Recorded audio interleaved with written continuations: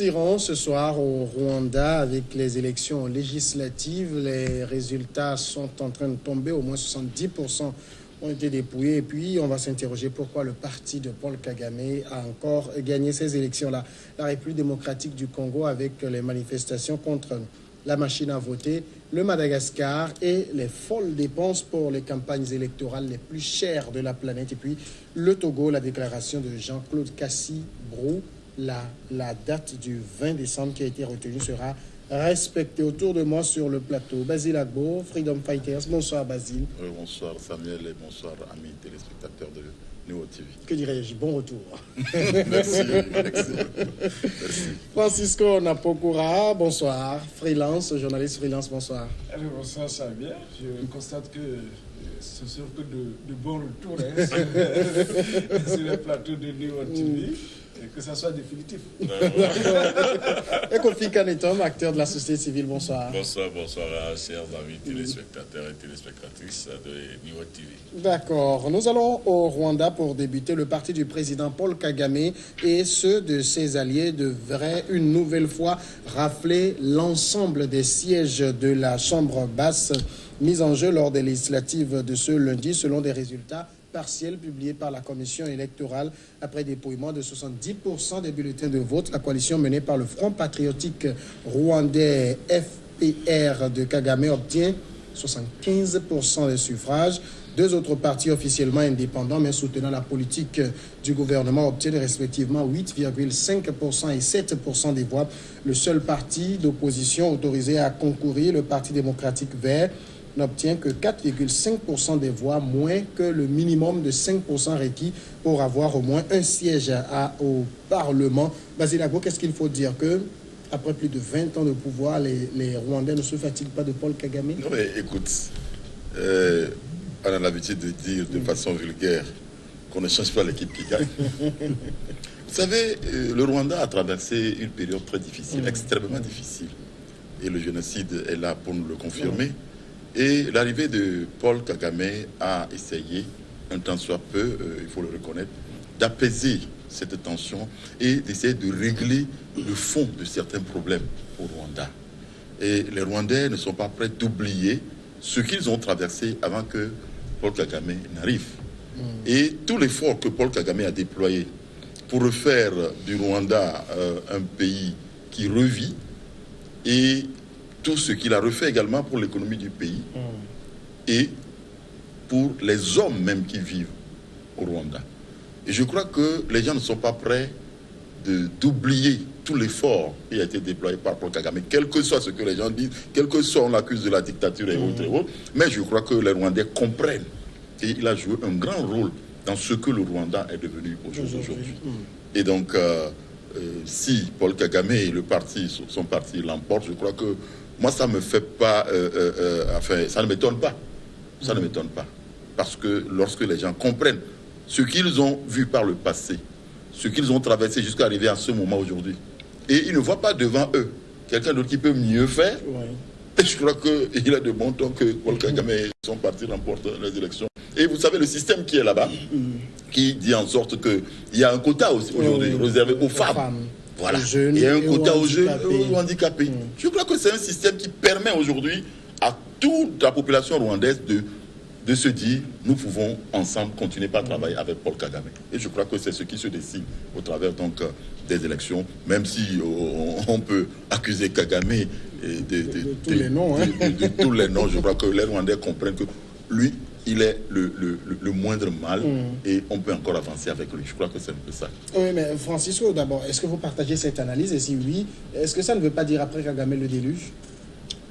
Non, bon, qu'on ne change pas l'équipe qui gagne, mais l'équipe qui change gagne mieux aussi.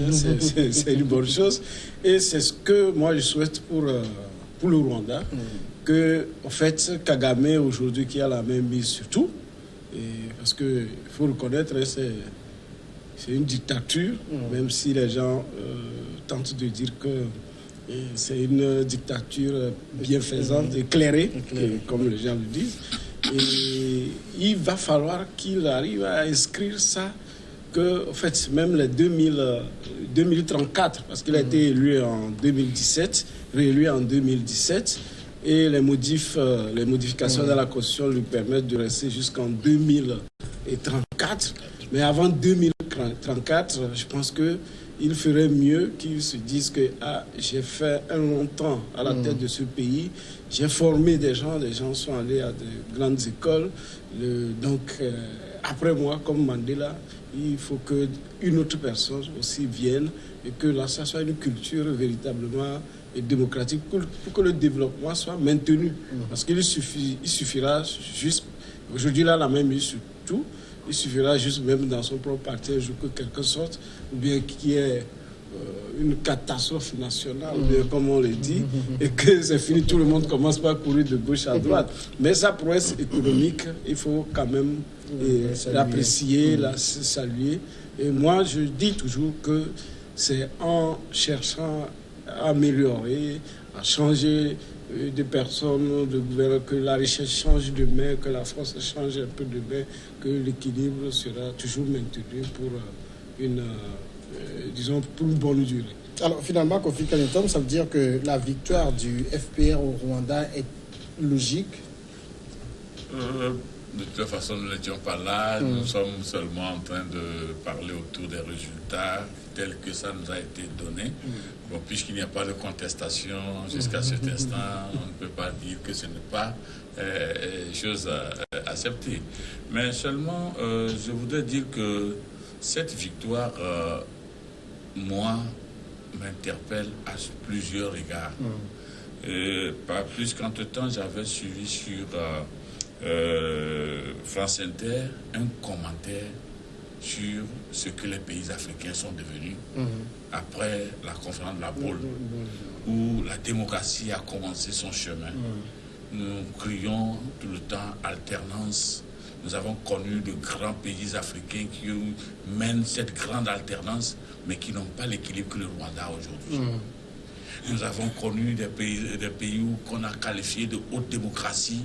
Aujourd'hui, tout le monde nous envoie vers le Rwanda pour pouvoir aller voir comment ce monsieur qui est sorti de nulle part, qu'on ne connaissait pas, et qui est venu à imprimer un pays qui était totalement tombé, une certaine croissance économique, et qui, aujourd'hui, même si moi j'étais là, je ne jurerai que par lui, je le maintiendrai, parce que tout ce qu'on veut aujourd'hui, c'est celui qui peut redresser, celui qui peut fabriquer, celui qui peut innover, celui qui peut inventer, parce que ce que ce monsieur-là est en train de faire au Rwanda échappe à la Banque mondiale, échappe au FMI, si bien que ce monsieur est en train de mettre ce pays dans des conditions enviables. Et entre-temps même, la référence que j'ai citée, la RFI, je demandais qui trouve les présidents africains dictateurs. Est-ce que c'est le peuple ou bien ceux-là qui veulent venir intégrer Il avait réussi à faire 0,48% de voix. Il se dit que c'est une lancée progressive. Vous voyez comment les gens raisonnent ailleurs? Alors, est-ce que... Pourquoi ça ne peut pas marcher? Pourquoi l'écarter? Donc, ça donne des réflexions. On a changé plusieurs fois, plusieurs présidents, ça n'a toujours pas marché. Le seul qui est resté a permis aux gens progressivement d'oublier les 800 000 morts qu'ils ont connus, d'oublier même des origines qui créaient des problèmes et de pouvoir trouver des moyens de survivre. Moi, je ne trouve pas meilleur que ça. Donc, je ne pourrais pas dire que son gain n'est pas régulier si son parti gagne. Et ce qui m'intéresse là-bas, c'est la façon dont ils organisent les élections. On ne vote pas les individus. Vous votez les partis, ça veut dire que c'est des programmes que vous votez. C'est à l'interne maintenant que le parti lui-même regarde et place des gens qui répondent comme représentants du peuple. Est-ce que vous voyez? Et ce qui est encore bien, c'est qu'il y a eu des partis politiques d'opposition qui se sont ralliés à lui pour lui rajouter 8,5% de voix. Et il y a un seul parti qui ramène comme parti de coalition et qui aujourd'hui s'estime fier parce qu'il peut réunir 10 sièges Et il se dit même qu'il est dans une dynamique parce que même à la présidentielle avec Paul Kagame, il avait réussi à faire 0,48% de voix. Il se dit que c'est une lancée progressive. Vous voyez comment les gens raisonnent ailleurs. Alors, est-ce que... ça vient, on a le Rwanda a un modèle qui marche dans tous les domaines, c'est ça? Oui, effectivement. Ça, on ne peut pas douter de cette réussite-là que Paul Kagame a imprimée à son pays. On ne pensait pas le Rwanda au sorti de ce génocide, arrivé à ce niveau-là aujourd'hui. Et donner des leçons à des États vraiment jamais connus. Effectivement. Effectivement. Donc il faut comprendre que Paul Kagame a essayé d'avoir du poigne et de mettre ce poigne-là au service de son pays. C'est l'amour pour ce pays. Il a une volonté farouche de relever son pays. Et il l'a démontré. Son tort, c'est d'être noir, sinon on allait le placer dans les lois de défaire, des trucs là. Son tort, c'est d'être noir. Ce n'est pas pour lui faire des éloges, mais il faut reconnaître que Kagame a fait du Rwanda un État qui se relève.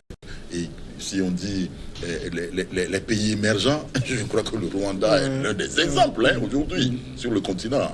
Et donc je crois que c'est de bonne guerre le Rwanda, que Paul Kagame continue donc d'insuffler du bon vent à ses compatriotes. Et je crois qu'il y a des trucs comme ça que nous devons également en Afrique prendre en exemple pour que les présidents prennent des exemples de là.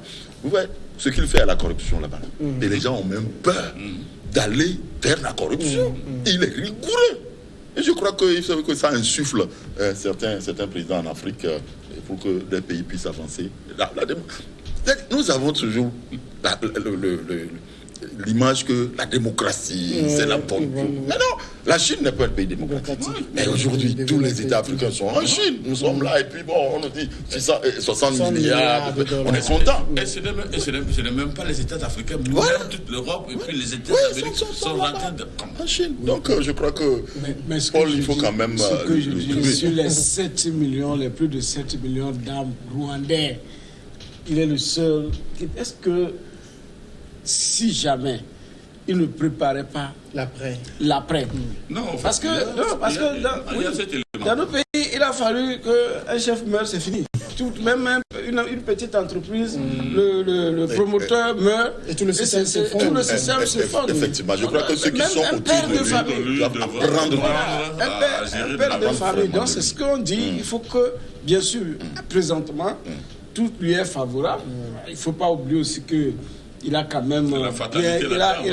même bien muselé les opposants. On se rappelle, il y a un an avant les élections présidentielles, les gens ont été le Rwanda qu'on présentait comme un grand modèle en termes de contrôle fiscal et autres, mais on a constaté que certains ont été accusés ont été poursuivis pour avoir cumulé des années de nos déclarations d'impôts, ce qui remettait en cause en quelque sorte le système qu'on dit. Donc peut-être que là, il a choisi le moment de pouvoir museler totalement l'opposition. Donc peut-être ceux qui ne veulent pas avoir de problème sont partis s'allier à lui.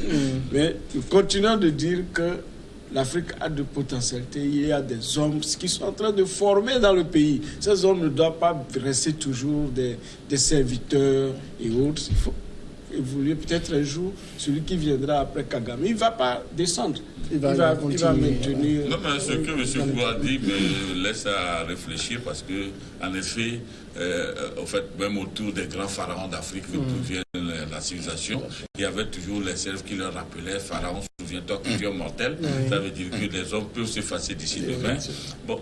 Est-ce que l'Afrique elle-même ne peut pas, à la lumière de ce qu'il a dit, constituer sa propre école où on apprend à s'alterner de la meilleure manière que ce que nous voyons aujourd'hui, où des gens non seulement oublient tout ce que nous avions comme valeur africaine et qui prolifèrent la menace et qui opposent une certaine force pour déraciner des gens qui sont solidement enracinés et livrant même tout le pays africain, le continent africain, tout le continent africain à des parodies de scènes que nous regardons chaque fois sur les télés. Je vais citer la Libye, je vais citer l'Irak, je vais citer... Vous voyez, Aujourd'hui, qu'est-ce que l'homme veut si ce n'est pas ce que Kagame est en train de faire? Il a bien dit, Kagame peut s'effacer d'un instant à l'autre. Il faudrait qu'il puisse apprendre aux gens comment il le fait, de façon à ce que, à un moment donné, il se met à l'écart, il place quelqu'un, il suit, et jusqu'à ce que cette personne ait aussi la main comme lui. Je pense que l'Afrique peut développer quelque chose que nous aussi nous pouvons vendre. Ce volet intéressant, avant de continuer, on va juste sonner la courte pause.